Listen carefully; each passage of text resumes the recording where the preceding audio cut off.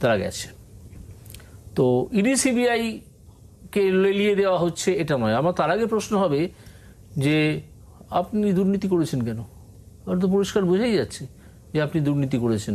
তারপর যে ED CBI বললো যে আমি যাবো আপনাকে এ করবো, তখন আপনি গিয়ে দিল্লিতে কারো পায়ে পড়ে গেলেন, কারো পায়ে ধরে ফেললেন। পায়ে ধরলে হয়? পায়ে ধরে বলে একটু থামিয়ে দিন, আমি তারপর দেখছি। পায়ে ধরে থামানো যায়? সেটা আমি জানি না, হয়তো আমি বলেছি, হয়তো গিয়ে পায়ে ধরে ফেললেন। তাহলে তো আবার সেই থিওরিটাকেই আপনি এস্টাবলিশ করছেন যে কোট আনকোট থামানো যায় সিবিআই বা ইডি। আমি তা বলিনি, আমি বলছি হয়তো। হয়তো শব্দটাকে একটু জোর দিন, ওটাকে কেন বাদ দিচ্ছেন?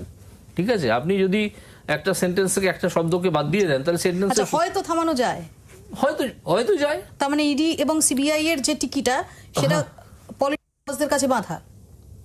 পলিটিক্যাল বস্তু বটেই, কিন্তু সবসময় ছিল ইডি। আপনারা দেখলেন এই ভিডিওটি, শর্ট ভিডিও, কিভাবে উনি ফেসে গেছেন। এক্স জাস্টিস অভিজিৎ গাঙ্গুলি যখন একটি মিডিয়াতে ইন্টারভিউ দিচ্ছিলেন, উনি কিন্তু এটা স্বীকার করেছেন কি নারদা কিন্তু ষড়যন্ত্র নয়, নারদা স্ক্যাম। উনি কিন্তু বারবার এটাকে ষড়যন্ত্র বলে আসছেন, বিকজ ওখানে শুভেন্দু অধিকারী জড়িত আছে। এবং এও বলেছেন ইডি সিবিআইকে কোনো একটা পলিটিক্যাল পার্টি চালনা করে, কি চালনা করে, এখন বিজেপি চালনা করবে যখন বিজেপি সেন্টারে আছে।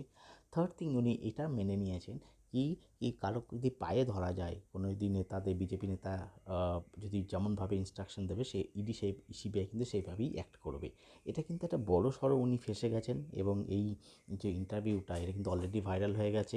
অভিজিৎ গাঙ্গুলির যে একটা মনোকামনা ছিল, বিজেপির একটা অলরেডি যে সাপোর্ট ছিল, 2 বছর 3 বছর ধরে উনি চুপি চুপি বিজেপি করেছেন, বিচার ব্যবস্থায় বসে বিজেপিকে সাপোর্ট করে যে সমস্ত রায় দিয়েছেন, এর পরিণাম কিন্তু জনসাধারণ কখনোই মানবে না। যাদের সাথে চিট করা হয়েছে যে সমস্ত চাকরি প্রার্থীদের ক্ষেত্রে, তারা কিন্তু এখন বুঝে গেছেন এই আসল রূপ of x justice Abhijit Ganguly. ইনি কিন্তু বিজেপির একজন মুখ ছিলেন, যে কিনা মুখোশ পরে বসেছিলেন এতদিন বিচারপতির আসনে। আপনাদের মতামত অবশ্যই শেয়ার করবেন।